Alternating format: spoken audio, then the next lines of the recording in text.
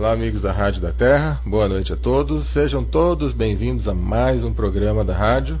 E hoje nós temos a presença de dois convidados, dois ilustres convidados, e que por coincidência ou não, ambos têm o mesmo primeiro nome, né? Marlon Reis, o Dr. Juiz Marlon Reis, e o professor Marlon Adame. Boa noite a ambos. Boa noite. Fico feliz pela presença. Professor Marlon Adame, ouvindo bem aí? Tranquilo, boa noite a todos. Prazer estar aí de volta. Mais um bate-papo das quartas-feiras. Pois é, que já virou aqui nosso ponto, né? Cartão de ponto, toda quarta-feira, falando sobre esse assunto que realmente tem informação para todo o Brasil. Perfeito. Eu quero pedir licença aos nossos ouvintes para fazer uma breve apresentação. Nós temos também junto hoje o doutor Juiz, né? Juiz, ele é lá do Maranhão, desculpa se eu me enganei, juiz de direito do Maranhão. Exatamente. Exato, né? Autor de alguns livros, dentre eles tem um que eu fiquei assim encantado de ver alguns comentários e vídeos falando sobre o nobre deputado. Boa noite, doutor Marlon Reis. Muito obrigado, boa noite, e estou aqui para colaborar com a Rádio da Terra nesse debate e nesse bate-papo e falar um pouco sobre os temas que vocês estão propondo, talvez mencionar um pouco mais sobre o livro. Estou aqui à disposição de vocês. Correto, com certeza. Aí eu vou pedir para o professor Marlon Adame me ajudar aqui nos adendos referentes às primeiras perguntas, mas antes eu quero que o senhor comente um pouquinho desse livro, que só o nome já é bem sugestivo, né? Nobre Deputado. Como surgiu a ideia do livro e uma síntese do que é, para que os ouvintes possam ter interesse em saber mais. Então, o Nobre Deputado é fruto de um trabalho que eu desenvolvo de pesquisa há anos para elaboração da minha tese de doutorado, que eu defenderei no final deste ano. Ele é fruto, então, de um trabalho, como eu disse, de pesquisa sociológica. E é um trabalho curioso, e eu posso afirmar que inédito no Brasil. Eu consegui gravar várias horas, muitas horas de entrevistas com um número excessivo de pessoas que praticam a corrupção na política como forma de vitória, como a compra do mandato político. Pessoas que aceitaram, com a garantia do anonimato, falar sobre como se pratica a corrupção eleitoral no Brasil. Pessoas de diversas regiões, localizadas a milhares de quilômetros umas das outras, sem se conhecerem, de partidos diferentes, pessoas sem laços, e que diziam as mesmas coisas, falavam das mesmas práticas. E eu estava fazendo isso, como eu disse, para dar sustentação empírica a um dos capítulos da minha tese, que é sobre o fenômeno da compra de votos no Brasil, que passa por esse tema, né, da compra de votos no Brasil, e que demanda muita pesquisa de campo, porque se dá não na área do direito eleitoral propriamente dito, mas da sociologia do direito. Então é um trabalho de investigação sociológica. Diante do material que eu levantei, e quando eu fiz a transcrição desse material, eu vi que eu não poderia ficar com isso restrito ao meio acadêmico. Eu não poderia mencionar esse material apenas numa tese que depois seria apresentada na perspectiva da obtenção de um título, inclusive numa universidade europeia, porque eu sigo esse programa de doutorado na Universidade de Saragoça. Então depois eu ia depositar essa tese numa universidade estrangeira e ficar por isso. Eu achei que não era o caso. E foi aí que eu resolvi levar isso a lume através da publicação do livro Nobre Deputado, que proximidade, não ficar aquele relato chato, puramente acadêmico. Eu conto uma história em primeira pessoa, através do deputado federal Cândido Peçanha, que é um nome, obviamente, criado por mim para o livro, com a finalidade de dar ao leitor essa interessante posição de ouvir de alguém falar em primeira pessoa sobre como se compra um mandato político. Em resumo, é disso que trata o livro O Nobre Deputado. Eu vi um termo numa das suas entrevistas, esse termo é mercantilização das eleições. O senhor poderia passar um breve exemplo de como isso ocorre? Olha, isso está mais próximo de nós do que nós imaginamos. Nós não conseguimos observar adequadamente o que está acontecendo. Um dos entrevistados, ele disse uma coisa que eu nunca me esqueceria. Ele marcou o local, o ponto de encontro para a entrevista, na praça de alimentação de um shopping center super lotado. A praça de alimentação está bem hiperlotada. E aí eu falei, puxa, todos os outros pediram para marcaram os encontros em lugares extremamente reservados. Mas o senhor marcou no lugar mais público, talvez, da cidade. Ele disse, porque as pessoas têm mais dificuldade de ver o que está bem debaixo dos seus narizes. E isso está acontecendo com as nossas eleições também. O que acontece é que existe um número imenso de líderes políticos, às vezes insuspeitos, parecem pessoas que nós não atribuímos esse tipo de conduta a elas, e que estão dispostos a decidir quem vão apoiar com base na quantidade de dinheiro disponível para a campanha. Isso acontece com prefeitos, vereadores, presidentes de associação, lideranças sociais de todo tipo. Eu recebi de um deputado federal, um dos atuais deputados federais brasileiros, porque dentre os ouvidos estavam alguns deputados e ex-deputados, e há 2 deputados federais da atual legislatura que estão entre as pessoas que eu ouvi, que me contavam como fazer. E um deles me passou, inclusive, organogramas para mostrar como é que isso acontece. Quanto se paga, como é que se paga, em troca de quantos votos. Então, isso, eles organizam planilhas mesmo, que definem quanto vai para cada um. E é um negócio, é uma máfia que movimenta bilhões de reais, leva o Brasil à condição de eleição mais cara do planeta. Nós passamos dos Estados Unidos.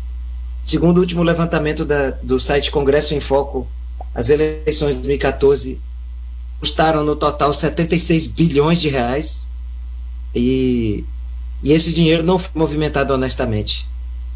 Não há como. E isso impactou e decidiu o poder político no parlamento brasileiro, nas assembleias estaduais, e na Câmara dos Deputados. É muito grave o que está acontecendo. Com certeza, é algo, né, fazendo um paralelo com a multa de trânsito, gravíssimo, né? Exatamente. É gravíssimo e é pouco observado. Nós geralmente ficamos pensando em aspectos mais abstratos e nós estamos falando de fatores sociais que estão acontecendo, estão definindo quem é eleito. E isso é algo que está espalhado pelo país, não é algo típico de uma região, ou não tem a ver nem mesmo muito com a pobreza. Até mesmo em regiões mais ricas, esse fator está se repetindo. Líderes políticos locais estão definindo quem vão apoiar como candidatos para deputado com base na quantidade de dinheiro que eles têm para a campanha, e não no partido de que fazem parte, não nas ideologias que defendem, nos programas, bandeiras, nada disso. Isso está cada vez mais sendo secundarizado. É isso que eu chamo de mercantilização das eleições. É um processo em andamento, que ainda não atingiu seu apogeu, pode crescer ainda mais, só que já está comprometendo terrivelmente a qualidade das nossas eleições. Doutor, nós poderíamos, baseado nisso, afirmar aquela frase popular que ganha quem paga mais? Ganha quem paga mais. Eu faço questão de frisar sempre que isso não é a prática generalizada. Eu não sei dizer quantos % dos deputados hoje eleitos chegaram ao parlamento dessa forma. Mas uma coisa eu posso dizer: a nossa democracia está comprometida. Nós precisamos aprimorar a democracia, criando mecanismos para barrar esse processo. Esses mecanismos são institucionais, sociais e também educacionais, né? Dentro do plano social eu incluo a educação. Nós precisamos dar uma volta por cima nesse quesito. Nossas eleições estão muito comprometidas por esse processo de mercantilização. E quando isso acontece, eu não sou capaz de dizer quantos por cento, eu já disse, dos deputados estão lá dessa forma, mas eu posso dizer uma coisa, uma democracia não poderia tolerar que uma só pessoa vencesse uma eleição dessa maneira. E lamentavelmente não é de uma só pessoa que nós estamos falando. Nós estamos falando de um tema que está comprometendo gravemente o nosso parlamento. Antes de prosseguir, gostaria que o professor Marlon Adami tenha algo a comentar, professor, sobre o que foi passado até esse momento conosco? Sem dúvida, o tema desenvolvido aí pelo Dr. Marlon, ele é para lá de atual, né? Isso aí não é nenhuma novidade, é sabido e notório, mas eu teria algumas considerações para acrescentar. Dentro dos meus estudos, das minhas pesquisas, dentro da área da política, a nossa democracia ela não está em risco. A nossa democracia ela já morreu, né? A democracia ela não se pauta apenas pela transparência ou pela qualidade da eleição, mas pela estrutura em que ela está assentada.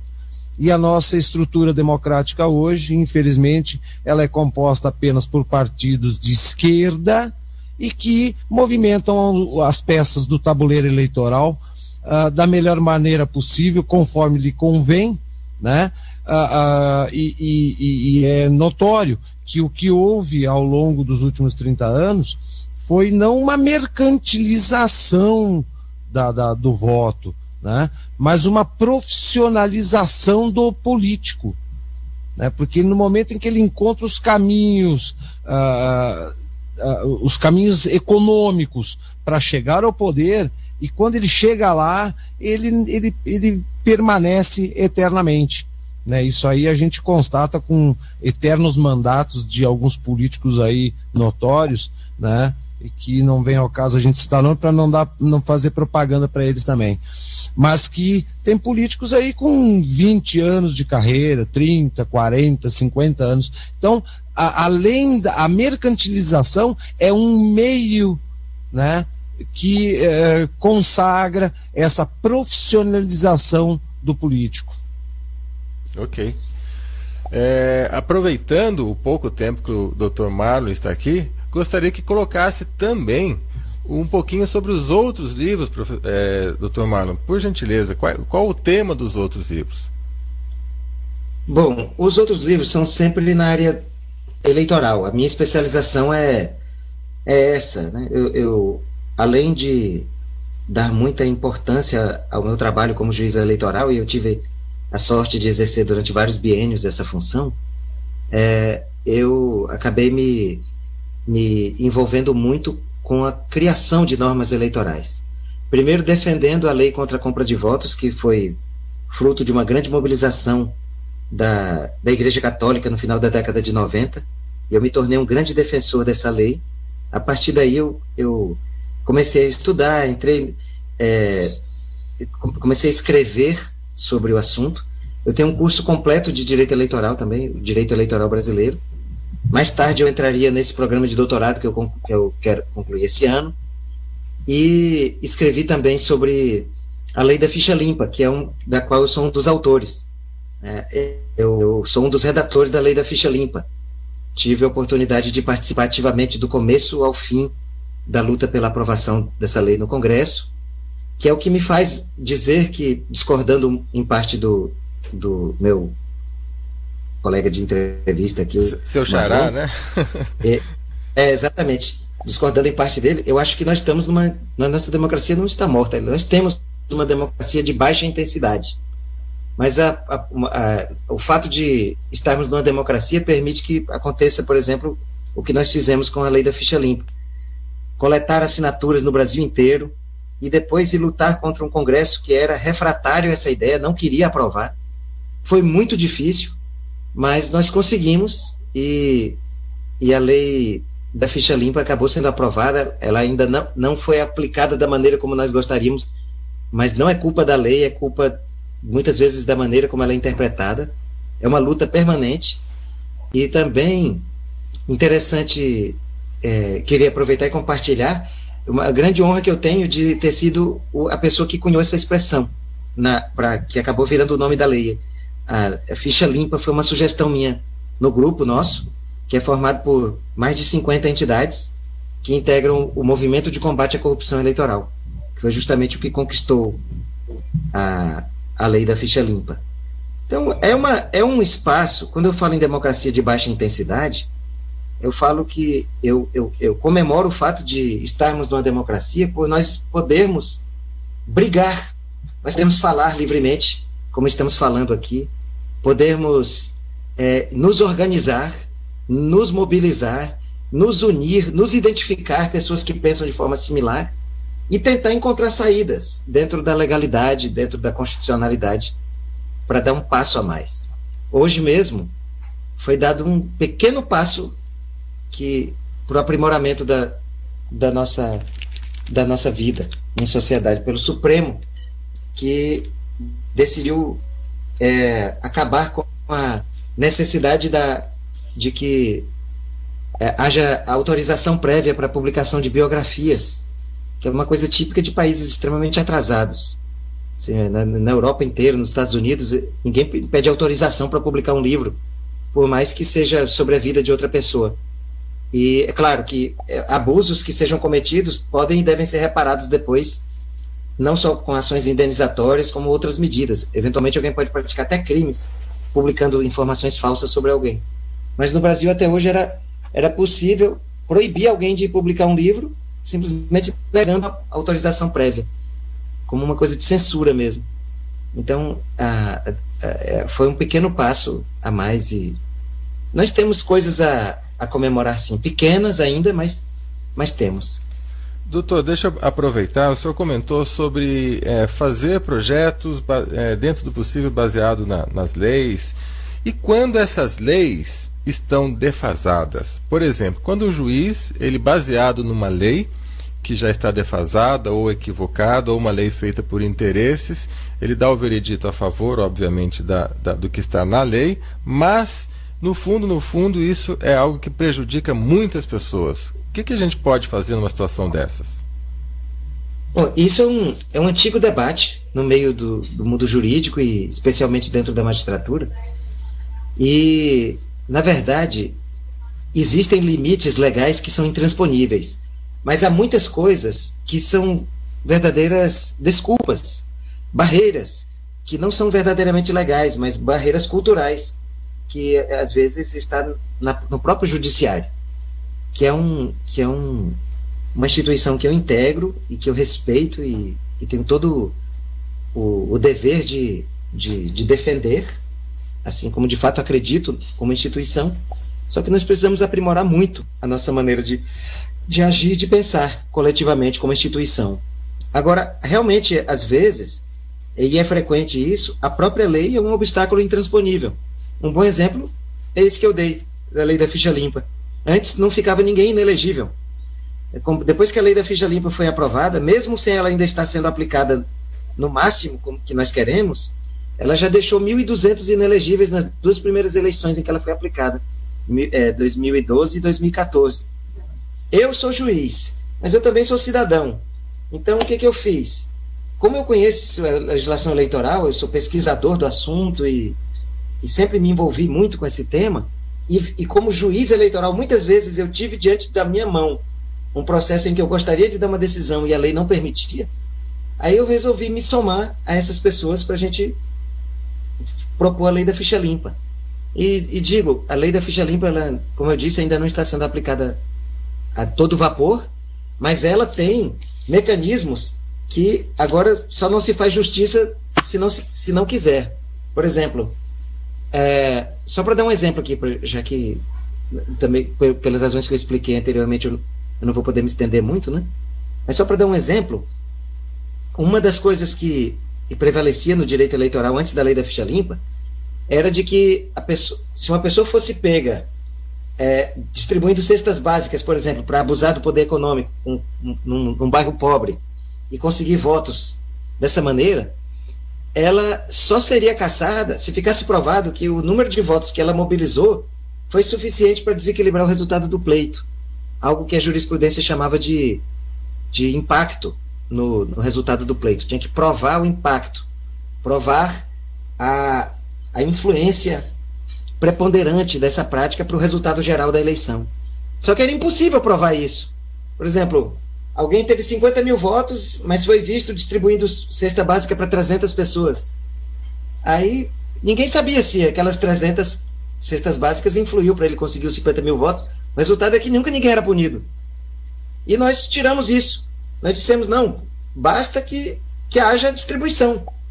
Que se houver alguma coisa grave, se não for algo irrisório, por exemplo, se for um candidato que foi passando na rua e deu uma esmola para um pobre lá, claro que tá ali no chão, claro que isso não vai ser motivo dele perder o mandato.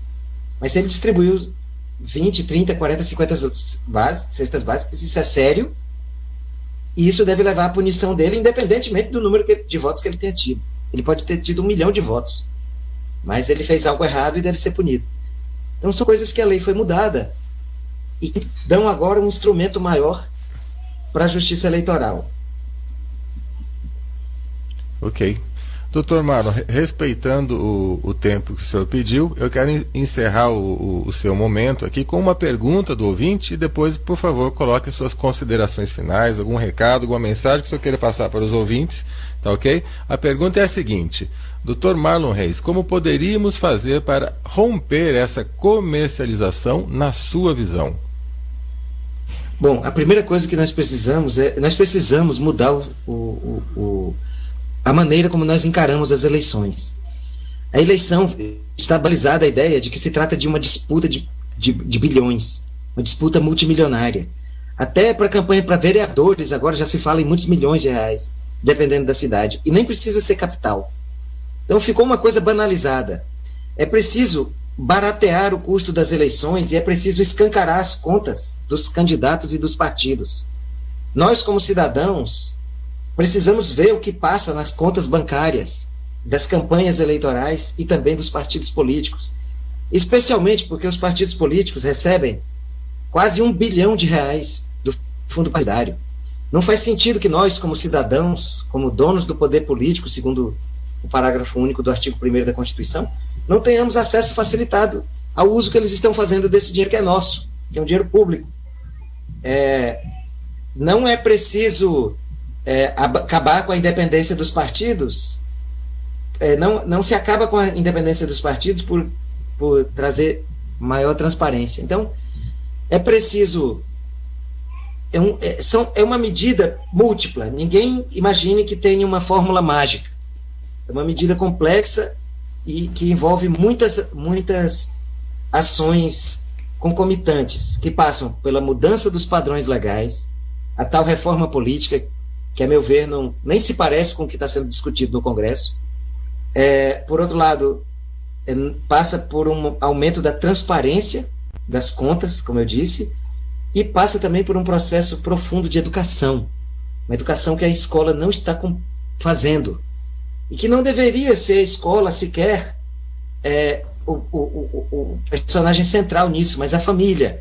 Mas nós precisamos romper o cerco, esse círculo vicioso da cultura de não entender o que é política, de não entender qual é o papel de um mandatário, e isso a escola está em dívida, e não é por culpa da escola, é por culpa dos gestores, por culpa do parlamento, que não editou a legislação adequada para definir que a escola vai ser o lugar, sim, de formação política.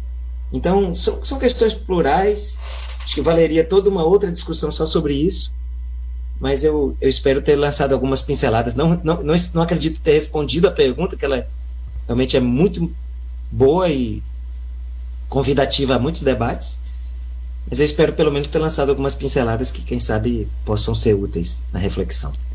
Ok, eu agradeço, Dr. Marlon. Se algum ouvinte desejar ter acesso às suas obras, como fazer?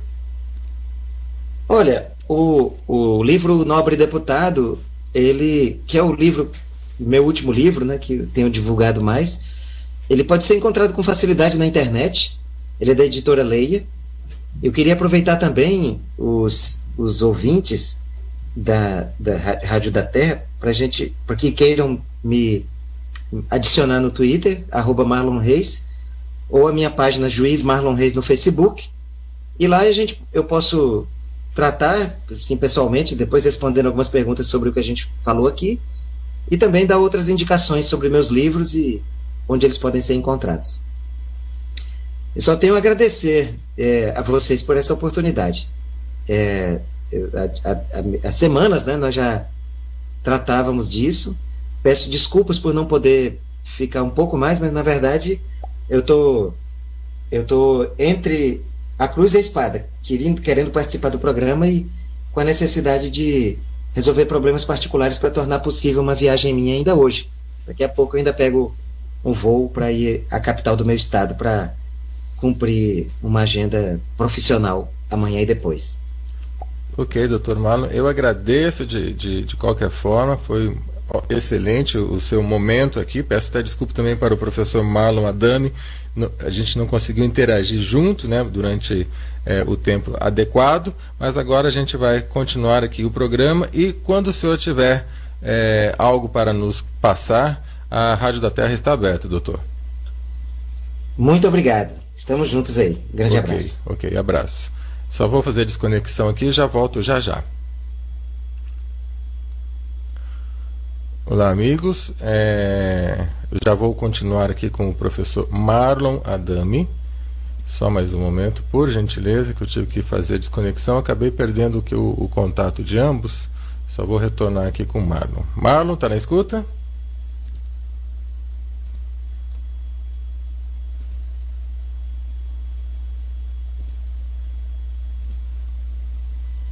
Opa, só mais um momento, por gentileza. Eu vou fazer novamente contato e retorno aqui com o professor Marlon.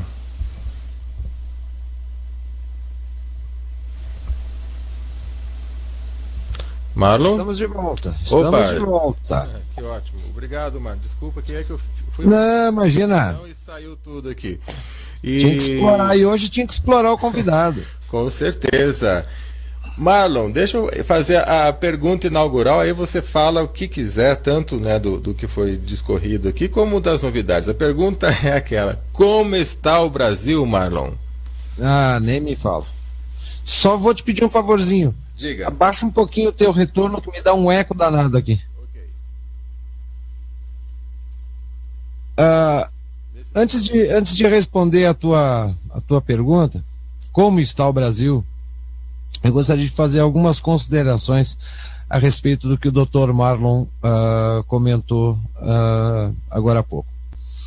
A visão dele como jurista, como magistrado, ela é vertical, é retilínea, é homogênea, né? Ele não pode, como poder, porque um juiz não é um profissional do direito, ele é poder, né? Ele tem que seguir uma linha de pensamento dentro de um legalismo. O problema é que, para nós cidadãos, e para quem está fora do campo de atuação do direito, a visão e a análise ela é mais ampla. Analisar o Brasil, analisar eleições, analisar a estrutura democrática através do legalismo puro e simples, chega a ser pífio, porque quando a gente começa a analisar a estrutura democrática, a estrutura partidária, tudo que já foi feito dentro da estrutura do Estado e fora da estrutura do Estado, e aí a gente entra na questão sociológica, a questão da educação, da cultura, dos hábitos, e que o legalismo não freou, não limitou em nada a destruição da estrutura social brasileira. No momento que nós temos uma estrutura estatal dominada por um grupo de partidos ideologicamente de esquerda, com o mesmo objetivo, aonde esses legisladores fazem leis em causa própria, onde é que está a democracia? Aonde é que existe contraditório, que é um pressuposto básico da democracia, dentro dos debates legislativos? O legislativo há muito tempo virou um balcão de negócio. Lá um vota a favor do outro porque vai receber alguma coisa em troca. A comercialização do voto é um dente da engrenagem de tomada de poder pela esquerda.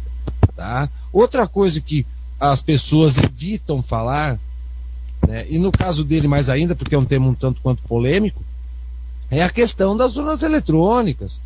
Essas nossas urnas eletrônicas já estão desmascaradas há muitos anos, dentro e fora do Brasil, mas os legalistas não falam, eles não comentam, eles não questionam. No caso, os magistrados nem podem questionar, eles fazem parte da estrutura do Estado. Então, é meio complicado alguém que está atuando dentro da estrutura do Estado, tá? Seja ele poder ou não, fazer uma análise com profundidade e isenta das amarras que ele tem, porque ele faz parte do sistema. Então, é meio complicado. Com relação à tua pergunta de abertura, como está o Brasil? Eu diria que o Brasil está de mal a pior. Só um minutinho, mas eu gostei do meio complicado. O Brasil está a cada dia pior a cada dia que passa. Nós estamos aqui, por exemplo, em Brasília desde sexta-feira sem transporte público. A minha cidade natal, lá na Serra Gaúcha, em pouco mais de 12 horas, houve 7 homicídios violentos, tá? Em locais públicos. Então, o que a gente observa é que nós não temos, o país está sem direção, o país está sem rumo, não só politicamente, não só economicamente, porque aquele pacote que foi anunciado ontem pela Presidência da República, com o aval do ministro da Fazenda, aquilo ali é mais um engodo, como foi o PAC 1, PAC 2, PAC 3, os PACs que não saíram do papel, né? Aonde eles anunciam que com esse pacote a economia vai movimentar, as coisas vão engrenar e a iniciativa privada vai participar, e aí quando a gente se aprofunda um pouquinho mais a respeito do tema, a gente acaba vendo que 80% dos investimentos desse pacote vão sair do BNDES, ou seja, vai sair do bolso do brasileiro. De novo, como sempre, né? Porque é impossível, com uma economia estagnada como nós temos, com um parque industrial praticamente, digamos, 60%, 70% do parque industrial brasileiro é multinacional. E as multinacionais estão fechadas, paralisaram a sua produção. Então, a economia paralisada, como é que a iniciativa privada vai poder abarcar ou participar de pacote de investimentos? É até uma incoerência, né? É uma falta de lógica tremenda. Nós tivemos hoje, aqui no Congresso, a votação na Comissão de Constituição e Justiça sobre a questão da maioridade penal. Não ocorreu a votação. Por quê?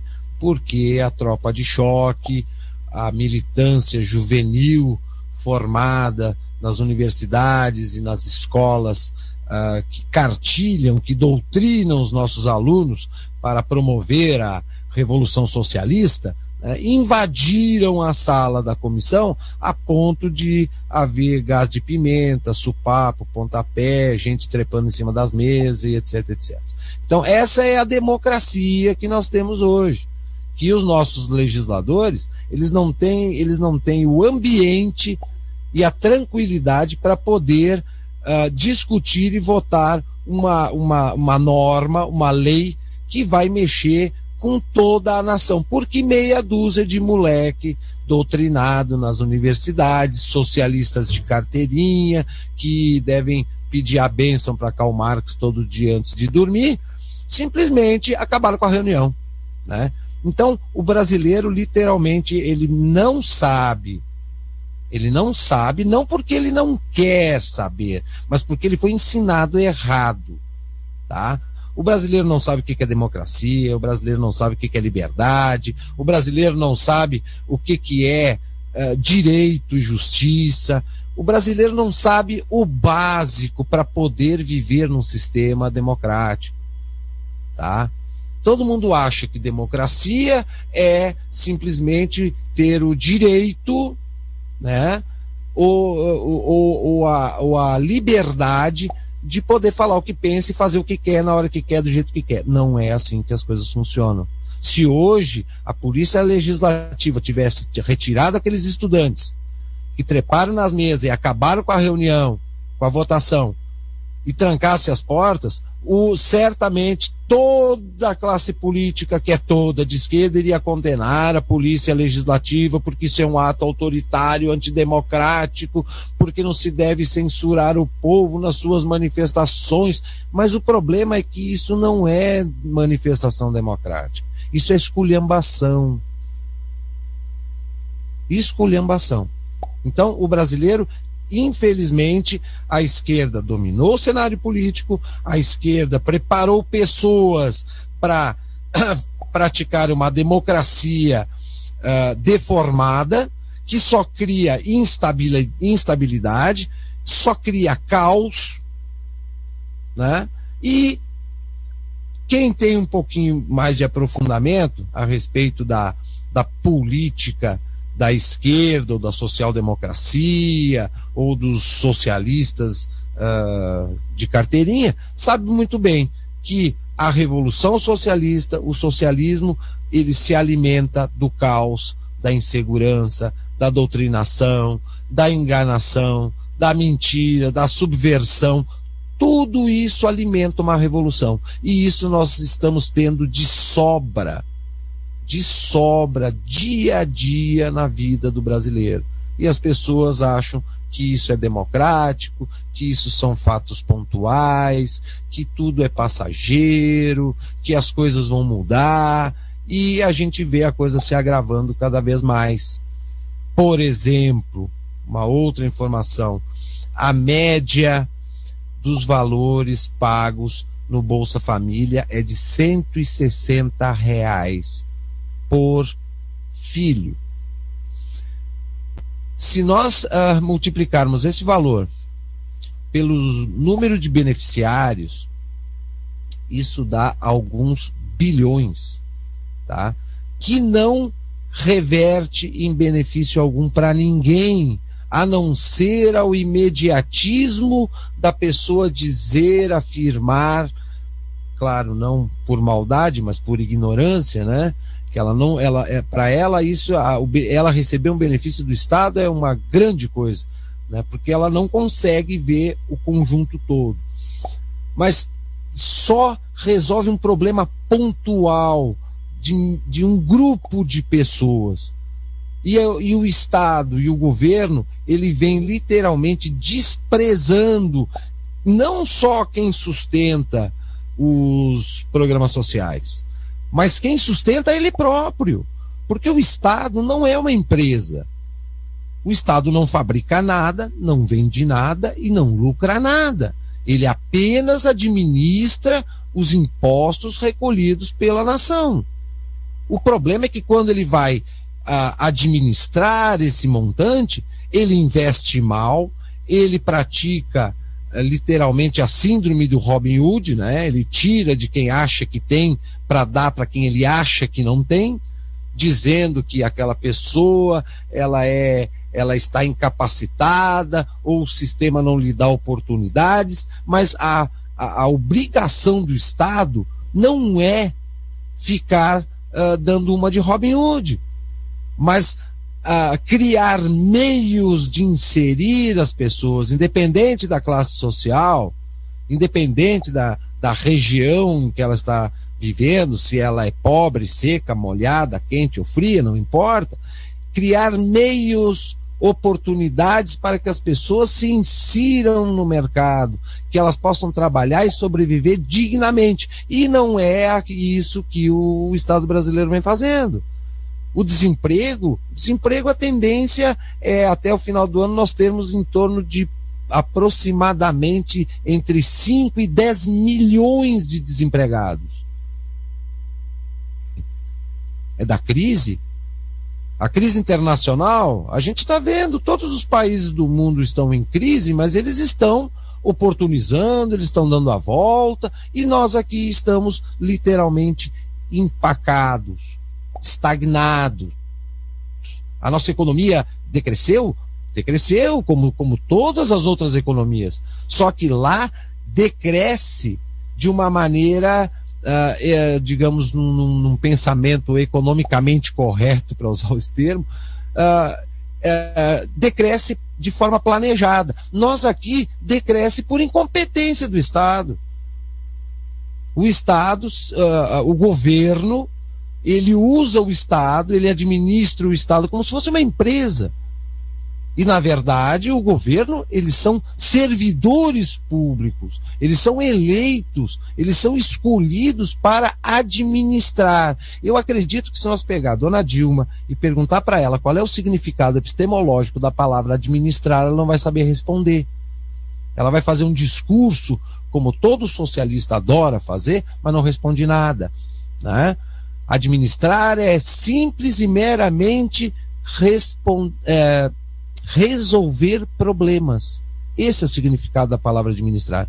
O problema é que eles não resolvem problemas, eles criam mais problemas e jogam a responsabilidade e jogam a conta para a sociedade pagar. Então, como está o Brasil? Por um lado, é triste porque a gente tem território, clima, população, riquezas de toda ordem, mas estamos aí reféns de um legalismo criado pela própria esquerda para ela se manter no poder, para ela ficar dizendo que eles não estão dando um golpe, eles não estão fazendo uma revolução, mas eles estão ali democraticamente. Democraticamente, se nós tivéssemos equilíbrio de forças, se nós tivéssemos equilíbrio ideológico partidário, se as pessoas votassem, acompanhassem a política de forma ideológica, conhecessem política, estudassem política, acompanhassem a política, mas é tudo que nós não temos. Nós paramos de ter noção de política, de estrutura de Estado, quando, a partir de 85, aquelas disciplinas que eram disciplinas de uma aula por semana, mas que parece que realmente faziam a diferença, eram as disciplinas de educação moral e cívica para o ensino fundamental e de USPB, Organização Social e Política Brasileira, no ensino médio. Depois que acabaram com isso, o brasileiro literalmente ele emburreceu, ele ficou omisso e isolado das questões políticas, do saber político, da participação democrática da política, e hoje o cidadão ele passou já há muitos anos sendo enganado de que democracia é o cidadão de 4 em 4 anos ou a cada 2 anos, no caso das prefeituras, ir lá e votar, escolher o prefeito, os vereadores, deputado, tal. Não é isso. Não é isso mesmo. Não é isso mesmo. Nós temos um vício muito grande, que isso aí até eu já comentei várias vezes com a minha esposa, e ela também comenta, é o tal do constitucionalismo álibi praticado no Brasil. Vamos dar uma explicadinha rápida e bem objetiva. Isso. O brasileiro acha que criando lei resolve o problema. Não adianta criar lei. As leis, elas são necessárias dentro do modelo democrático, ok? Os 3 poderes, executivo, legislativo e judiciário. Mas que ficar criando leis, uma em cima da outra, com um título que engana as pessoas, porque não vai funcionar. Quem é que vai fiscalizar? O povo vai fiscalizar? O povo não cumpre as leis mais básicas. O povo não respeita a faixa de segurança. O povo não respeita uma plaquinha qualquer de bote o lixo no lixo. Quer dizer, as leis, as normas básicas da sociedade, a sociedade não cumpre. O brasileiro parece que é bonito, tá na moda, como é que é chamar atenção de que descumprir as leis é que é legal, sabe? E aí os legisladores, os políticos profissionais, os legalistas, aquela fatia da sociedade envolvida com o judiciário, fica pregando esse legalismo de fazer leis que não são praticadas, e se são praticadas, acabam não tendo a eficácia devida, porque não tem como fiscalizar. Isso aí já uns 7, 8 anos atrás, um deputado, já falecido até, ele comentou comigo o seguinte: se nós tivéssemos que fazer concurso para fiscal da lei, ou seja, vamos encher o Ministério Público de fiscal da lei, nós teríamos que pegar no mínimo 70% da sociedade brasileira para fiscalizar quem cumpre as leis ou quem não cumpre. Ou seja, inviável. A nossa Constituição, que hoje praticamente é um livro de ficção, porque nada ali funciona, nada ali se pratica e se respeita, a Constituição ela já tem 840 mil leis. A Constituição não, o conjunto legal brasileiro, tá? A Constituição não. Todo o conjunto legal brasileiro é composto por 840 mil leis. Como é que tu vai administrar um país aonde a sua legislação tem 840 mil leis? É inviável. É inviável. Até para o jurista mais exemplar, mais dedicado, é impossível conhecer toda a nossa legislação vigente. Então, quando se fala em legalismo, é um legalismo muito superficial, não se aprofunda e não se busca alternativas legais também para que, sei lá, as normas, o regramento social, ele tome um rumo, mas um rumo prático, objetivo. Quando se fala em legalismo, não, nós temos que cumprir a Constituição, nós temos que fazer uma lei para combater isso, aquilo, não resolve. Porque certamente nós teremos um acúmulo de leis, estamos desprezando algumas alternativas legais já existentes para ficar criando outras e ficar experimentando, e quanto mais o tempo passa, pior a coisa fica, e o povo fica ali naquela esperança eterna de que um dia as coisas vão mudar, e as coisas vão piorando. Então, meu amigo, como é que está o Brasil? Olha, na minha concepção, eu vejo que tá ruim, mas tá bom, sabe? Não é tá bom, mas tá ruim, é tá ruim, mas tá bom, porque bem ou mal, o caos pode provocar e ajuda realmente a revolução das esquerdas, né?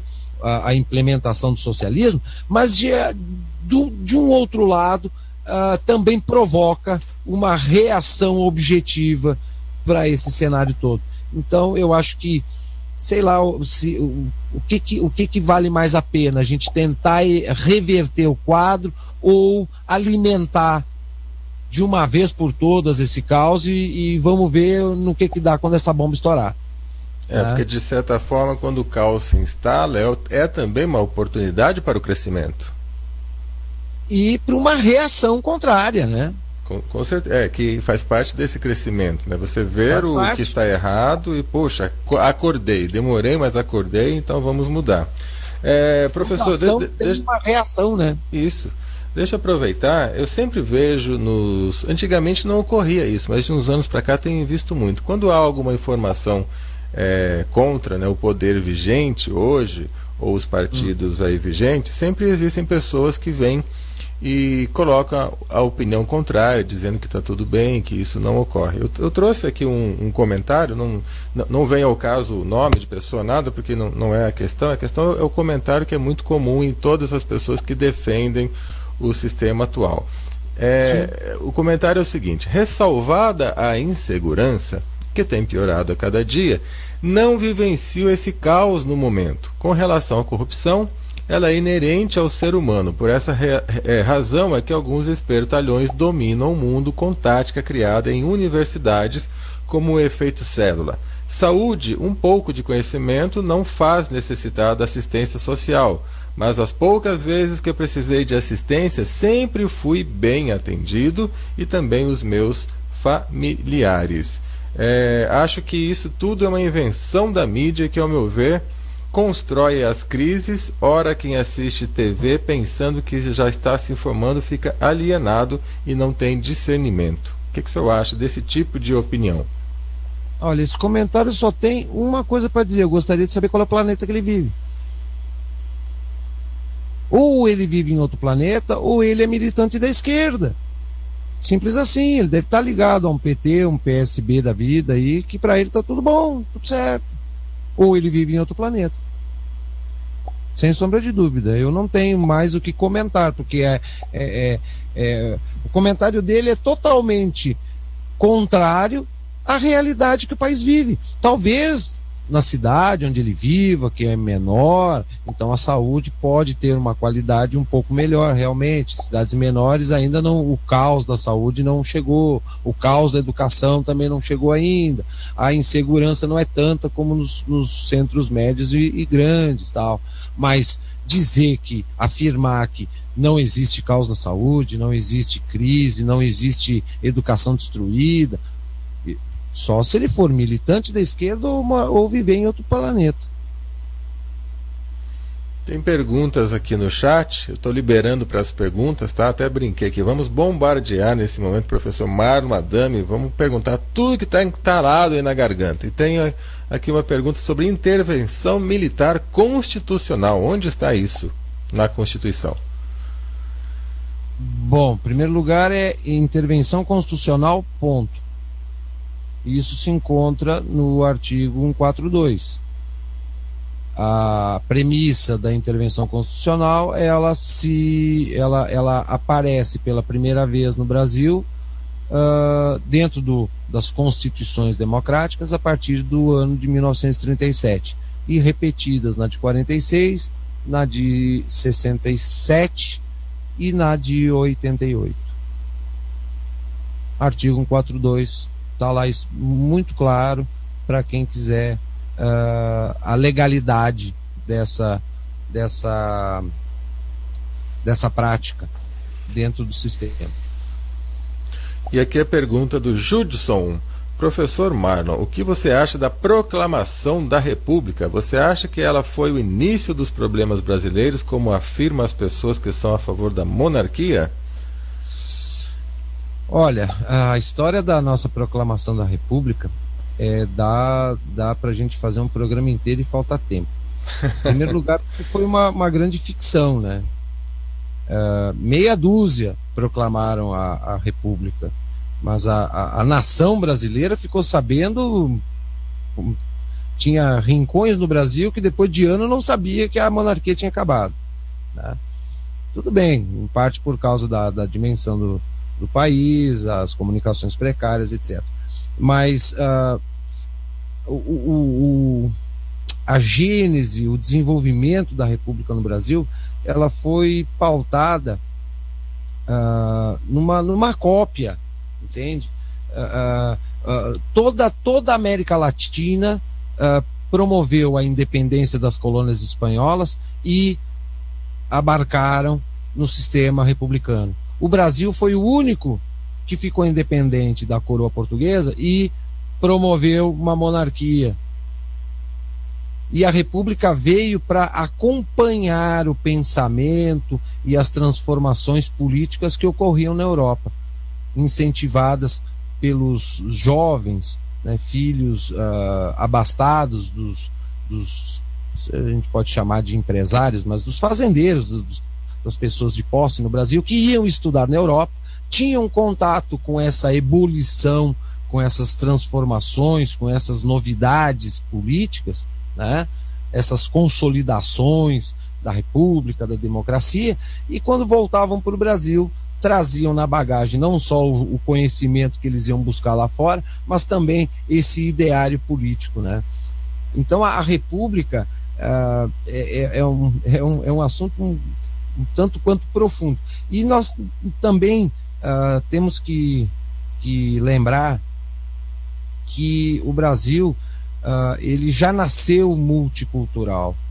E a multiculturalidade, ela, digamos, ela não é tão benéfica para uma democracia ou para uma república, porque diferenças culturais, diferenças religiosas, hábitos e costumes diferentes, eles conturbam essa democracia. A democracia, a gente imagina, bom, todo mundo é brasileiro, sim, mas nós não somos brasileiros como é na França, por exemplo, que tem lá 70% do povo é francês de cultura milenar, alemão de cultura milenar, espanhol de cultura milenar. Nós somos uma multiculturalidade que vem crescendo há 500 anos. E essas diferenças culturais e inclusive religiosas acabam por deixar o sistema democrático republicano um tanto quanto frágil, né? Porque não tem como tu contentar ou contemplar todo mundo ao mesmo tempo. Então alguém sempre vai ficar um pouco prejudicado aqui, um pouco esquecido ali, porque não existe essa homogeneidade na sociedade. Então realmente é um passo delicado por essa falta de homogeneidade. Isso gera, eu imagino até que, posições diferentes e divergentes entre a própria população, não é? A multiculturalidade que foi promovida nos anos 80 na Europa vem se refletindo nos últimos 15 anos, 10 anos. Todos os problemas europeus, sejam eles sociais, econômicos, culturais, é o reflexo de uma multiculturalidade que foi promovida, planejada nos anos 80. Nos anos 80, desembarcou em vários países da Europa africanos, árabes, turcos, asiáticos. Fizeram um verdadeiro balaio de gato dentro da Europa. O europeu tinha que aceitar todos aqueles imigrantes e integrá-los. Integrá-los como? De que maneira? Como é que tu vai criar uma convivência homogênea com tantas diferenças, com tantos pensamentos, com tantas culturas, com uma religiosidade diferente? Então, a partir dos últimos 10, 15 anos, a gente vê a Europa tendo uma série de problemas e que pautados nessa questão da multiculturalidade, né? E quanto mais multiculturalidade existir, mais problema se cria, menos identidade nacional se tem, e mais aquela população nativa ou oriunda daquele país, ela acaba se esvaindo, sumindo, né? Ela é substituída pela multiculturalidade. Então, acabam-se as nações, acabam-se as culturas milenares, acabam-se aquele pensamento homogêneo, tá? E entra em cena como protagonista o resultado dessa multiculturalidade, dessa mistura, não só de povos, mas de cultura, de religião, de modus operandi e tudo mais. Existe uma palavra aqui que o professor, nosso amigo em comum, Flávio Marcondes Veloso, ele sugeriu, que é uma palavra que às vezes dá até um arrepio, mas como fazer? Reforma política. Não tem reforma para fazer. Aqui no Brasil não tem reforma para fazer. Aqui nós temos que desmanchar todo o sistema e construir ele novo. Simples assim. Reforma não vai resolver nada. Fazer reforma política por um grupo de partidos de uma mesma força política é a mesma coisa que não fazer nada. Porque eles sempre vão fazer uma reforma que vai beneficiar a eles e ao projeto deles. Aí, então não ocorre reforma nesse caso, né? Não, é como sempre, justamente pelo desconhecimento do brasileiro, né? Eles fazem uma reforma, apresentam uma reforma e o brasileiro, opa, agora vai mudar. E não muda nada. E eles continuam ali, né? Daquele jeitinho. Então, reforma política no Brasil é mais um engano, é mais um engodo e é mais uma enganação da classe política para cima da sociedade, fazendo uso, se aproveitando do desconhecimento da sociedade com relação à pauta política, com conhecimento da estrutura de Estado e tudo aquilo que, no mínimo, as pessoas deveriam saber para não deixar a nossa democracia, que é um sistema frágil por natureza, né, ser tomado de assalto do jeito que foi aí pela esquerda nos últimos 30 anos. Temos aqui o depoimento do Milton. Estou aprendendo muito mais aqui na Rádio da Terra do que na escola. Professor Marlon, se o nosso sistema político hoje mudasse para parlamentarista, estaríamos em situação mais promissora? Pergunta do Rubens. Quem sabe depois que a gente fizesse uma nova reestruturação, que a gente fizesse todos os ajustes da estrutura do Estado e a gente optasse por um sistema parlamentarista, quem sabe? É possível. O Brasil teve uma experiência durante 2 meses apenas de parlamentarismo, mas eu também observo que o parlamentarismo, eu não sei se ele funcionaria com eficácia num país com as dimensões como o nosso. Parlamentarismo num país pequeno como a Itália, como a Inglaterra, a Escócia, é fácil de ser praticado, tá? Porque, por exemplo, já pensou, o sistema parlamentar, por exemplo, pode haver a saída do primeiro-ministro a qualquer momento, e aí chama a nova eleição. Já pensou o custo que daria para nós fazer, como ocorreu na Itália, 6 eleições em um ano para escolher primeiro-ministro? É inviável. Então, nesse quesito, eu acho que parlamentarismo puro, como a gente conhece, para o Brasil, eu não sei se seria viável, não. Talvez um parlamentarismo adaptado, com algumas condições, né, por exemplo, geográficas, né, de dimensão geográfica, para poder praticá-la e não causar mais prejuízo para o erário público do que essas nossas eleições já promovem, né? Essa resposta me lembrou algo, eu não lembro agora a região, mas a região do Sul que queria se separar do país. O que falar disso?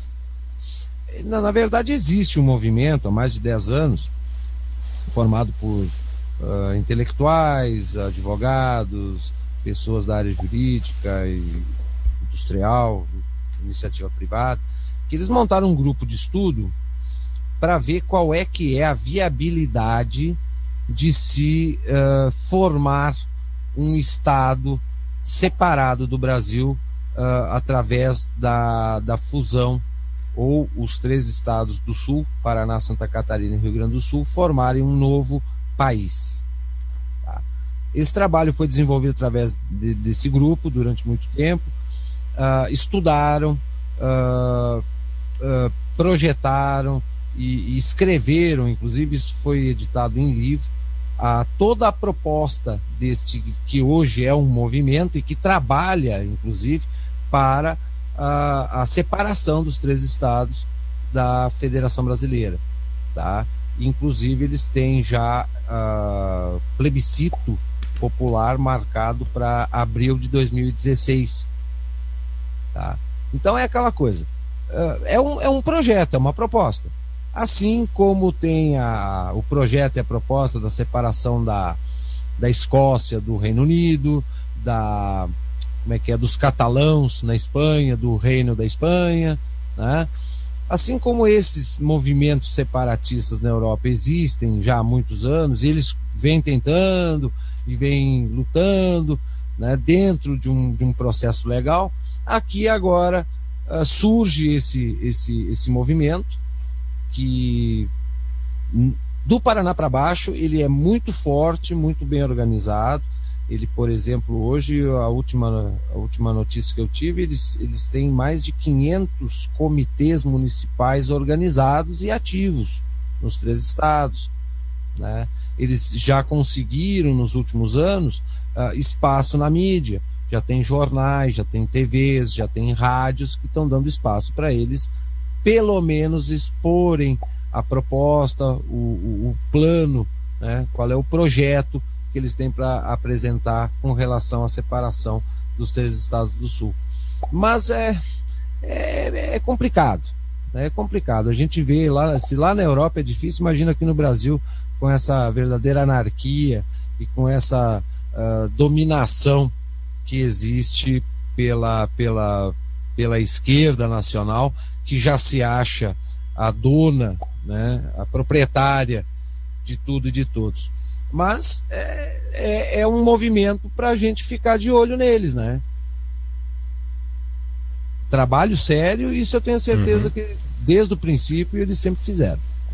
É interessante. Temos aqui a Jusileide, ela escreve o seguinte: o sistema de saúde vai muito bem, obrigada.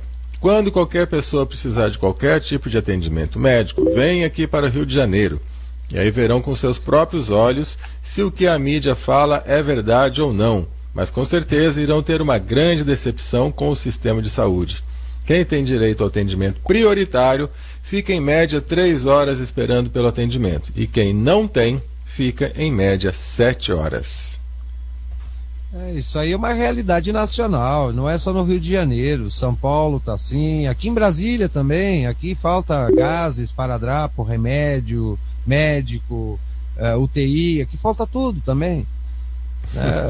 A sorte é de alguns municípios ainda pequenos, né, classificados como pequenos ou quase médios, que a própria comunidade, os próprios munícipes, né, e os empresários e as prefeituras, elas investem e administram e cuidam muito bem da saúde pública local, né? Não tem tanta dependência de grandes volumes de verba, por exemplo, como precisa São Paulo, Rio de Janeiro, as grandes capitais, né? Mas o caos na saúde, isso aí é aquela coisa. Se a saúde pública fosse boa, os políticos não iam lá para o Albert Einstein, né? Não iam lá como é que é, o Instituto do Coração, né? Eles iam pro sistema público de saúde, né? Temos aqui também mais uma frase da Cláudia Gomes: fazer uma reforma política com esse nosso Congresso seria o mesmo que reunir os presos para fazer a reforma do Código Penal. Faz sentido. O nosso Código Penal, não só penal, toda a nossa legislação, ela tem lá partes dela novas, ou leis contemporâneas para resolver problemas pontuais. Agora, um Código Penal de 1940, o nosso Código Tributário é impraticável. É um livro que o cara, para fazer uma pesquisa no Código Tributário hoje, ele tem que perder um tempo gigantesco. Quer dizer, é tudo muito confuso. E essa confusão, ela não é à toa, ela é premeditada, ela é planejada, né? Acima da legislação brasileira, acima do projeto nacional de desenvolvimento do país, de bem-estar da sociedade, de progresso da sociedade, está o projeto e o objetivo dessa classe política liderada pelos nossos ex-guerrilheiros, pelos nossos ex-militantes e alunos do socialismo castrista, do socialismo soviético, que infelizmente são eles hoje a locomotiva do país. E eles estão levando o nosso país para aquele caminho que eles aprenderam que era o caminho para o mundo ideal. Que para muitos já está mais do que provado que de ideal não tem nada. É uma grande ficção, é um regime que só gera miséria, violência, insegurança, instabilidade, nunca trouxe nada de positivo para ninguém. Mas, infelizmente, acima do projeto do Brasil está o projeto socialista da classe política e de todos os partidos que estão aí no cenário. E temos aqui também a Ariadne. Ela quer saber se é possível falar sobre o Pacto de Varsóvia e Pacto de Montevidéu. Eu recebi um material a respeito do tal do Pacto de Montevidéu. Eu não cheguei a ler profundamente esse arquivo, mas eu vi uma certa gritaria e um certo alarde nas redes sociais a respeito do tal do Pacto de Montevidéu. O que eu posso adiantar é que todo dia parece uma surpresa nova e negativa para nós. Ou é alguma resolução do Foro de São Paulo, ou é alguma resolução da Unasul, ou é uma resolução do Mercosul, todos eles para fundamentar e para legitimar as ações do projeto socialista que hoje é continental. Eu não vou tecer maiores comentários a respeito desse Pacto de Montevidéu. Tá? Quero ler com mais cuidado para não acabar falando que não devo. Mas sobre o Pacto de Varsóvia, ele foi um tratado assinado no pós-guerra, aonde se dividiu o planeta em Ocidente e Oriente. É o pacto aonde foi firmada ou construída a famosa cortina de ferro, né? O leste europeu mais a Rússia é o lado socialista e o lado ocidental, né? A América e a Europa ocidental, o lado capitalista. Agora, eu não sei até que ponto a comparação do Pacto de Varsóvia com o Pacto de Montevidéu, apesar de que tudo que vem se promovendo em termos de tratados, legislações, contratos dentro da América do Sul, a gente tem que ficar não com um pé atrás, mas com os dois pés atrás, porque eles sempre estão fazendo alguma coisa na calada da noite ou nos bastidores que possa trazer consequências extremamente nocivas para o país. Temos aqui também o Silvio Marques comentando: se em vez de um Brasil, um único país, um único poder central, conforme fez Portugal, fossem vários países independentes por região, conforme fez a Espanha, teríamos melhor separatismo ou dessa forma como único país em dimensão continental? Olha, em primeiro lugar, a República Federativa brasileira, ela sempre foi praticada de forma errada. Porque, por exemplo, os Estados Unidos é uma república federativa. E lá funciona muito bem, obrigado. Por quê? Porque qual é a estrutura da república federativa? Economicamente falando, a riqueza é produzida no município. Essa riqueza, uma parcela dela vai para o Estado e uma parcela menor vai para o governo federal. Tá? Esse é o formato econômico da República Federativa. Uma forma bem simples. Legalmente falando, nós temos uma Constituição Federal, mas nós temos a lei orgânica do município, com leis que variam de município para município, justamente porque de cidade para cidade, de comunidade para comunidade, existem diferenças. Então, aquela cidade faz as suas leis, o que eles querem e o que eles não querem que seja praticado dentro daquela cidade. Assim como existe a Constituição do Estado, e que existe diferença entre as constituições estaduais. Tu faz, num estado tu fuma maconha, no outro tu é criminoso. Então, esse é o formato da República Federativa, do federalismo correto. Aqui no Brasil, nós estamos totalmente fazendo o caminho inverso. Economicamente, o município produz a riqueza, ele fica com a menor parte, e manda a maior parte para o governo federal e uma parte um pouco menor para o Estado. Tá? Que hoje nem o Estado está recebendo mais. Sai do município e já vem direto para o governo federal, e aí o governo federal vai repassar conforme a sua vontade. Legalmente, os municípios têm as leis orgânicas, os estados têm as suas constituições estaduais, porém, ninguém se pauta pelas leis estaduais ou municipais, todo mundo se pauta pela lei federal. Então, a nossa República Federativa, a maneira como se pratica o federalismo no Brasil é às avessas. Por isso que não dá certo. Não tem como dar certo. Eles justificam que existem desigualdades culturais e econômicas, e aí então vem a mão intervencionista do Estado querendo, através de uma redistribuição, né, diminuir as diferenças que existem no país. Agora, se nós for analisar, os Estados Unidos existem estados lá tão pobres, com tantas dificuldades econômicas, como nós temos estados aqui no Nordeste.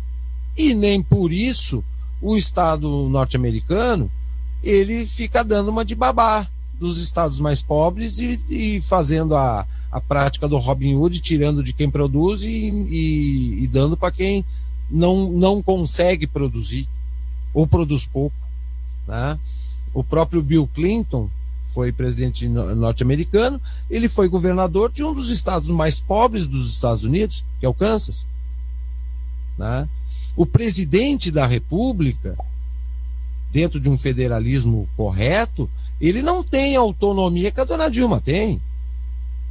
O seu Barack Obama lá, quando ele precisa de dinheiro, ele precisa fazer ele quer implementar algum projeto, alguma obra, qualquer coisa, ele vai pedir dinheiro para o Congresso. Aqui a dona Dilma tem cartão corporativo secreto, ela tem verbas livres para gastar onde ela quiser, que não precisa dar satisfação, ela tem poder sobre o Ministério da Fazenda, sobre o Banco Central, quer dizer, está tudo errado. A nossa república, ela começou errada no começo e ao longo do tempo ela só foi piorando.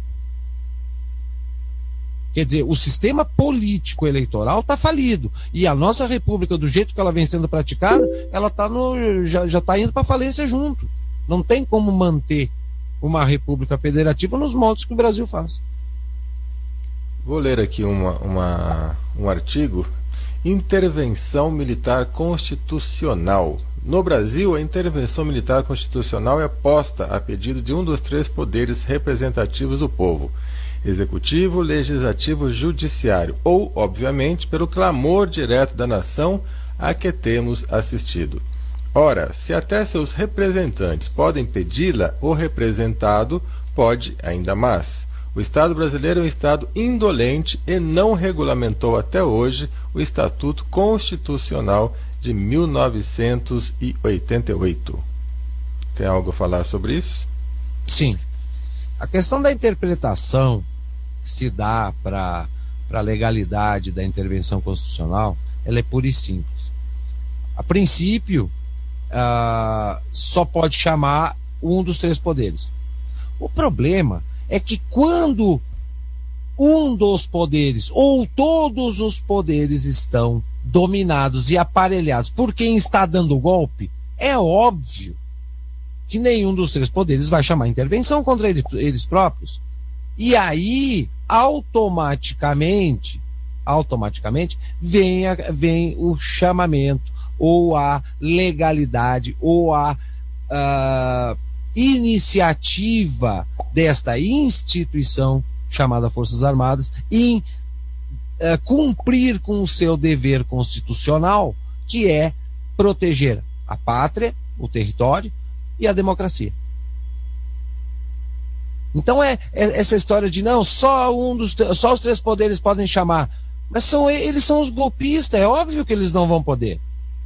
Agora, ou o povo chama, ou as Forças Armadas, pelo simples dever de proteção da Constituição, da democracia e da pátria contra qualquer mal, ela entra em ação automaticamente. Não existe, não adianta querer reinventar a roda. Tá? Todo mundo fica lendo esse artigo 142 para ver se fica achando alguma coisa ali no meio. Não tem.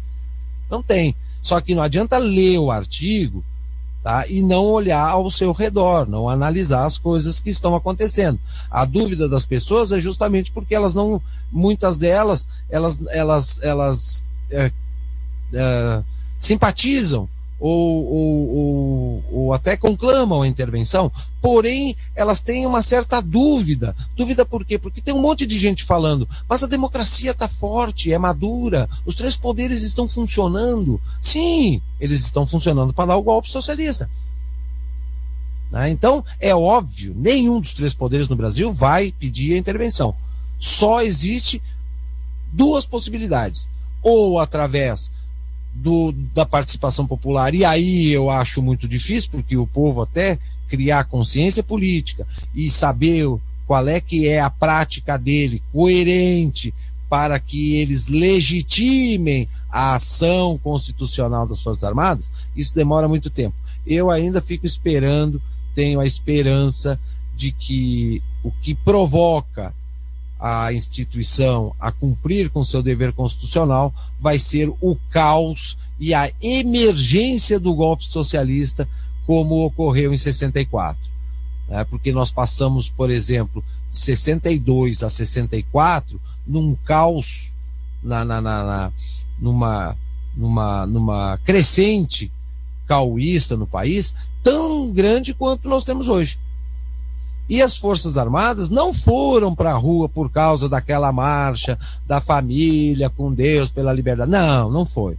Eles foram para a rua, tá? Porque o seu Carlos Marighella já tinha a data marcada para anunciar a nova denominação do Brasil, de República Federativa para República Socialista.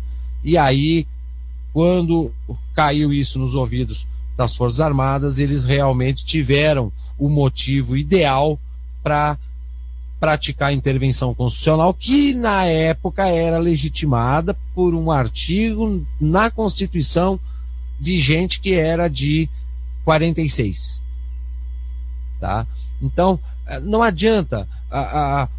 Isso aí é um hábito que desenvolveram dentro do nosso país nos últimos anos. Essas cartilhas ou essas estratégias gramscistas, frankfurtianas, eles desenvolveram uma mentalidade nas pessoas que é a de relativizar tudo. Então a pessoa lê uma coisa e fica reinterpretando aquilo que leu. Não, mas não tem que reinterpretar, está escrito, é aquilo que está escrito. Não adianta querer reinventar a roda, interpretar, ou fazer como muitas das pessoas que passaram por um doutrinamento esquerdista aí nas universidades, eles vêm com essa justificativa. Não, mas depende do ponto de vista. Não depende do ponto de vista.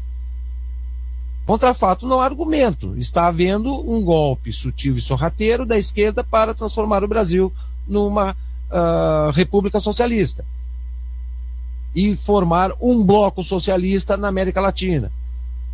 Aí a intervenção, ela é legítima ou não é legítima? Claro que ela é legítima. Está escrito lá na Constituição que a instituição das Forças Armadas, elas têm o dever constitucional de intervir quando a democracia, a pátria, e existe algum perigo legal para a sociedade, para os ditames do Estado Democrático de Direito. Então não adianta querer reinventar a roda, a coisa já está para lá de explicada, é claro, transparente, tá? E a gente não precisa ter medo nenhum. É claro que se existe um fator provocador que possa, de alguma forma, acelerar esse processo, ótimo. Agora, se não tiver, também tá bom. É como eu digo, tá ruim, mas tá bom, porque esse caos, assim como ele pode levar a um golpe, né, ele também vai gerar uma reação ao golpe, assim como ocorreu em 64.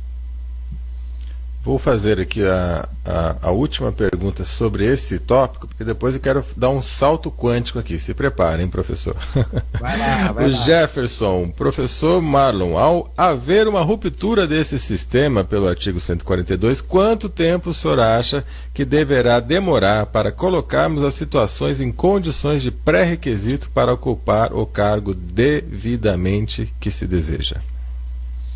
Olha, depois, bom, a intervenção concretizada, todo o processo de reorganização, de reconstrução da estrutura, e não é só estrutura política, não é só fechar partido político e abrir partido novo e abrir eleição, não é assim que funciona. O brasileiro, ele infelizmente, ele se tornou um povo muito imediatista, ele quer as coisas na velocidade da internet, e as coisas não funcionam assim. Do jeito que a sociedade brasileira ela está deformada pelo doutrinamento da esquerda através do gramscismo e das estratégias de subversão frankfurtianas, eu acredito que 30 anos no mínimo. Ou seja, durante 30 anos nós teríamos que ter um regime democrático militar, tá? Aonde o brasileiro teria que primeiro se desinfectar de tudo o que ele recebeu da esquerda durante os últimos 40, 50 anos, tá? E depois de desinfectar a sociedade e toda a estrutura social e de Estado pela esquerda, aí nós iríamos passar para o estágio de análise para ver se o povo está preparado para escolher o presidente. Mas o povo, durante esses 30 anos, ele não ficaria numa ditadura, porque haveria, como ocorreu no regime anterior, as eleições para prefeitos, para vereador, para deputado estadual, deputado federal. Ou seja, o povo continuaria escolhendo seus representantes, só não iria escolher o presidente da República e governador de estado. O resto continua igual. Agora, não vai se reorganizar o Brasil a curto prazo. Isso eu não acredito e não tenho expectativa nenhuma. No mínimo 30 anos. Ok. O salto quântico que eu mencionei aqui agora há pouco é o seguinte: eu vi uma matéria sua, é que eu perdi aqui o nome que estava, mas eu vou só dar uma pitadinha. O que nós perdemos aí e a verdade sobre a Segunda Guerra? Vamos dar um pulo aí de informação sobre uma matéria sua aí. Pois é, Celso. Eu sou rato de biblioteca, de videoteca, eu estou sempre procurando, garimpando e pesquisando, né? Nos últimos 8 anos, ou seja, 8 anos atrás, foram abertos os arquivos de Moscou, de Londres e de Washington em relação à Segunda Guerra Mundial, né? Então, muita coisa que foi omitida ou que foi reescrita, tá? A verdade está vindo à tona através de documentos, de filmes, de fotos, de relatos, de diários, tudo que ficou escondido, a verdade, os fatos fidedignos que foram guardados durante 70 anos nesses 3 arquivos, Moscou, Londres e Washington, eles foram abertos há 8 anos atrás, e hoje os historiadores, sociólogos, antropólogos, cientistas políticos estão aí garimpando todo esse material com o auxílio da Cruz Vermelha Internacional, que é, digamos, a entidade que vem avalizando todos esses dados que estão sendo expostos através de livros, de filmes, de documentários, né? E avalizando inclusive relatos de pessoas que naquele momento vivenciaram aquele momento caótico, né? a Cruz Vermelha Internacional ela vem dando o aval para esses depoimentos, transformando esses depoimentos em documento histórico, tá? E eu encontrei aqui um documentário chamado Hellstorm, que mostra de forma muito clara, textual e por imagens também, que na verdade os aliados, que a gente aprende que os aliados, eles foram os mocinhos que mataram o dragão demoníaco chamado nazifascismo, né? Que queria dominar o mundo. Só que o que eles praticaram durante a guerra e 10 anos além da guerra foi muito mais desumano, muito mais caótico e muito mais violento do que toda a prática da boa guerra, como a gente analisa, né? Existe a boa e a má guerra, tá? A Alemanha, ela vinha fazendo uma boa guerra, e os aliados de 1943 até 1955, 10 anos após o término da guerra, praticaram o que a gente chama de má guerra. Usaram das estratégias, práticas e táticas mais desumanas possíveis. Exemplo: França, Inglaterra e Estados Unidos pegaram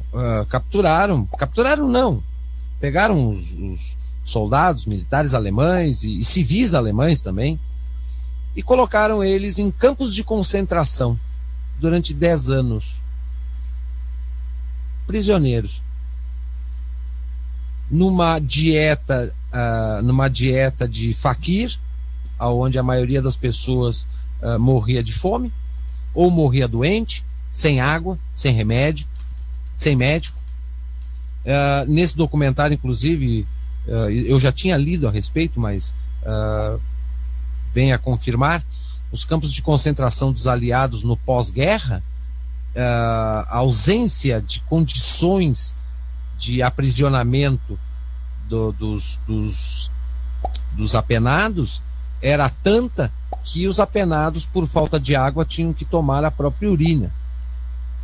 Então, quando se compara o que os aliados fizeram e o que ocorreu durante a Boa Guerra nos campos de concentração, a gente hoje, com esse material disponível para análise, para comparações, onde não é uma ficção, está ali as provas, né? A gente acaba vendo que os mocinhos que acabaram com a guerra foram muito mais desumanos do que os inimigos que eles sufocaram, né? Eu recomendo esse documentário, é o Hellstorm, tá no YouTube na íntegra, a legenda o próprio YouTube fornece, e esse documentário ele é baseado numa pesquisa feita por um cientista europeu. Agora eu não me recordo se ele é sociólogo, se ele é historiador, mas existe o livro que deu que acabou gerando o roteiro desse documentário. E é aquela coisa, a história ela não é uma ciência estática. A história ela se modifica, não através de uma tomada de poder por uma determinada ideologia X ou Y, mas quando fatos documentados, quando provas, elas derrubam uma verdade histórica imposta ou propagada ou difundida por tanto tempo. Então nós temos eu também aprendi essa história, né?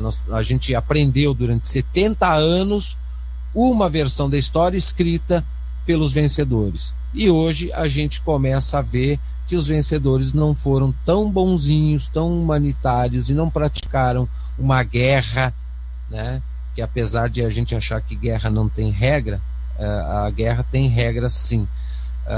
Eles não praticaram a tal boa guerra como existe nos códigos internacionais militares. Professor, eu tenho não é bem um livro, mas é uma apostila chamada Festa da Vitória.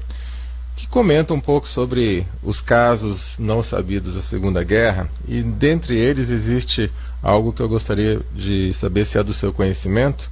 Quando um dos generais dos aliados, eu não lembro agora de qual país, foi interpelado dizendo que era uma mentira quando foi divulgado nas rádios que os generais alemães se banhavam com sangue de crianças. Ele foi interpelado e a resposta dele foi a seguinte: guerra é guerra. Tem conhecimento disso? Sim, isso aí foi mais uma mentira criada pelos aliados. Os aliados, na verdade, eles forjaram muitos documentos da época, eles propagaram afirmações dos seus inimigos como se aquilo fosse verdade. E é aquela coisa, ninguém viu, né? Ninguém ouviu. Então, enquanto ninguém viu, ninguém ouviu e não tem uma prova concreta, eles foram propagando como verdade absoluta, né? O que é sabido, notório e documentado é que a história que foi propagada depois da Segunda Guerra foi toda ela construída em conjunto por agentes da KGB e agentes da CIA. Tá? Foram eles os responsáveis por propagar as verdades que eles queriam que a humanidade ficasse sabendo a respeito da Segunda Guerra. Ok.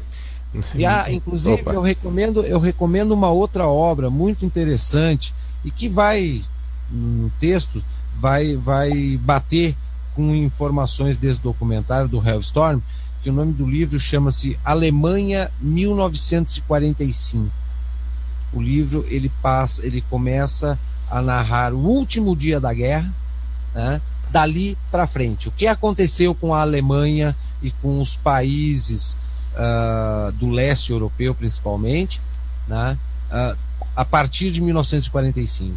As atrocidades que o Exército Vermelho Soviético praticou em cima de populações inocentes, mulheres, crianças, idosos. O Exército Vermelho tinha uma prática extremamente animalesca, bizarra, que além velhos e crianças eram fuzilados e posteriormente pregados nas portas dos prédios. E as mulheres, elas eram primeiramente estupradas, e o estupro era considerado como um prêmio para o exército, seria como o prêmio da vitória, né?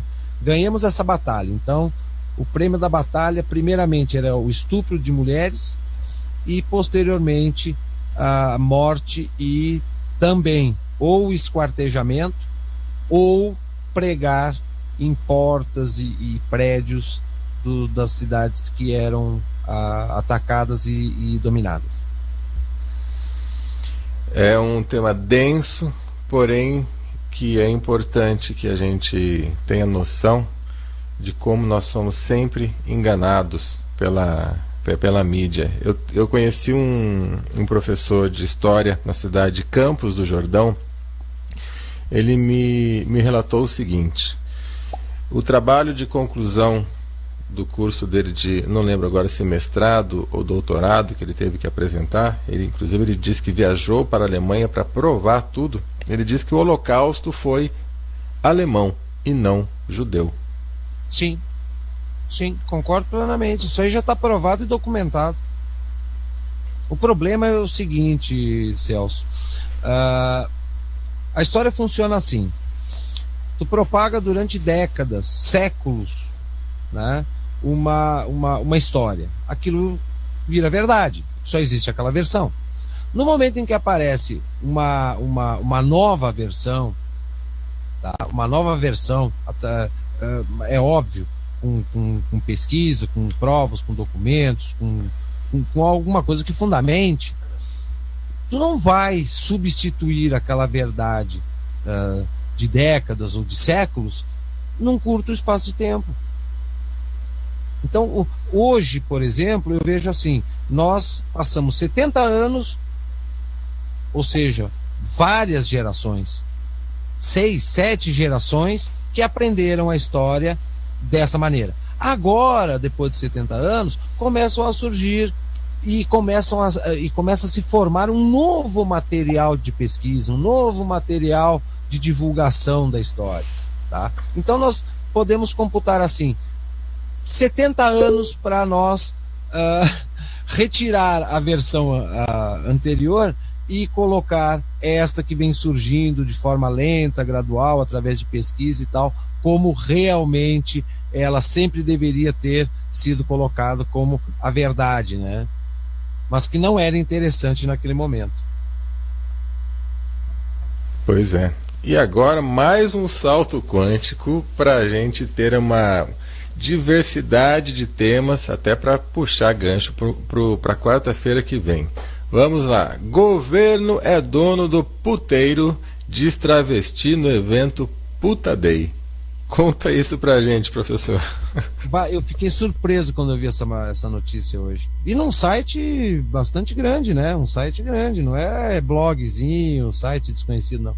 Saiu no Terra isso. Essa reunião foi uma reunião para discutir o projeto de lei do Jean Willis para regulamentar a profissão de profissionais do sexo, vulgo prostitutas.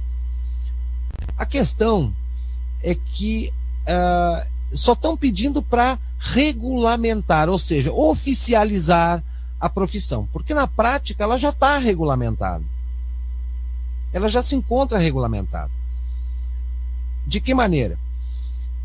Eu não sei se foi o ano passado ou no ano 2013 ou 2014, mas o governo federal autorizou as profissionais do sexo a tirarem ou a fazerem um CNPJ, abrir uma conta bancária, tá? E recolherem imposto como autônomas. Então, as profissionais do sexo, elas estão regulamentadas, elas não estão oficializadas, tá? A profissão profissionais do sexo, ela já existe na prática. Elas pagam imposto, elas têm CNPJ, elas têm conta bancária como pessoa jurídica, elas pagam esse imposto como autônomas justamente para, após 25 anos de recolhimento, poderem se aposentar, né, dentro da sua profissão. E essa reunião foi não para discutir se elas podem ou não podem. Na prática está funcionando. O que foi discutido foi a oficialização da profissão profissionais do sexo ou prostitutas. A que ponto chegamos? Até fiquei mudo aqui nesse momento em relação a alguns detalhes. Bem, nada contra uma coisa, mas são os detalhes, né? Deixa pra lá. Eu só sei de uma coisa, Celso. Países que implementaram esse tipo de legislação, tanto com relação à prostituição, quanto com relação à legalização da droga, tá? No caso da maconha e tal. Existem vários países no mundo, inclusive europeus, que lá nos anos 60 eles já praticavam isso. A Holanda, por exemplo, a Bélgica foram os precursores da legalização da maconha e da regulamentação da prostituição. Hoje eles querem reverter esse quadro. Porque a prática dessa legalização e dessa profissão, entre aspas, não trouxe nada de positivo para a sociedade, muito pelo contrário. Muito pelo contrário, deixou a sociedade muito frágil, com opiniões e conceitos deformados, tá? E hoje, por exemplo, a Holanda é um país que eles querem acabar com a legalização da maconha e com a profissão sexual. Bem, professor, estamos chegando ao final de mais um encontro. Quero deixar as suas reflexões finais, por gentileza. Eu agradeço o convite, foi ótimo aí a gente ter a participação aí do Dr. Marlon Reis, que eu vou ter o prazer de conhecê-lo semana que vem no evento que vai ter aqui, e quem sabe a gente possa ter um tempinho para trocar umas figurinhas e dar uma refletida juntos. Assunto nunca falta, Celso. É uma pena a gente só ter assuntos que as conclusões a gente acaba chegando sempre nas negativas e nunca nas positivas, né? Mas é aquela coisa, é uma faca de dois legumes, né?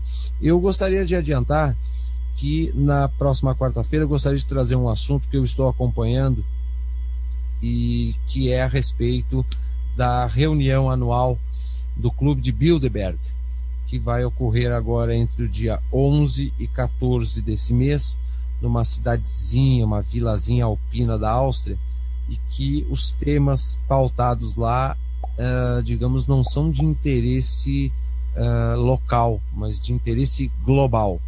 Então eu vou adiantar essa pauta para quarta-feira, porque eu vou acompanhar o que vai acontecer nessa reunião para trazer para os nossos ouvintes, e se eu tiver que dar uma explicada, um pouco mais de clareza no que é e para que serve esse tal Clube de Bilderberg, eu faço de uma forma bem sucinta e objetiva, e as pessoas vão ficar a par dessa pauta que infelizmente não vai para a mídia, não é comentada, assim como as reuniões do Foro de São Paulo também não são, assim como as reuniões do Diálogo Interamericano também não são, e que tudo o que eles planejam e projetam nessas reuniões refletem dentro do nosso país, e nós ficamos aqui a ver navios. Pois é, que assim seja. Então já está aberta a pauta e vamos acompanhar o tópico semana que vem com o professor Marlon Adami. Muito obrigado, professor, mais uma vez, e um ótimo final de noite, né? Agradeço a companhia dos ouvintes, do pessoal do chat aí, que sempre colabora aí com questionamentos que vem a acrescentar. Maravilha. Boa noite, professor. Um abraço. É isso, amigos. Mais uma noite, cá estamos nós, cumprindo uma missão de levar informação. Desejo que cada um de vocês possam ter também um final de noite maravilhoso, e até o próximo programa.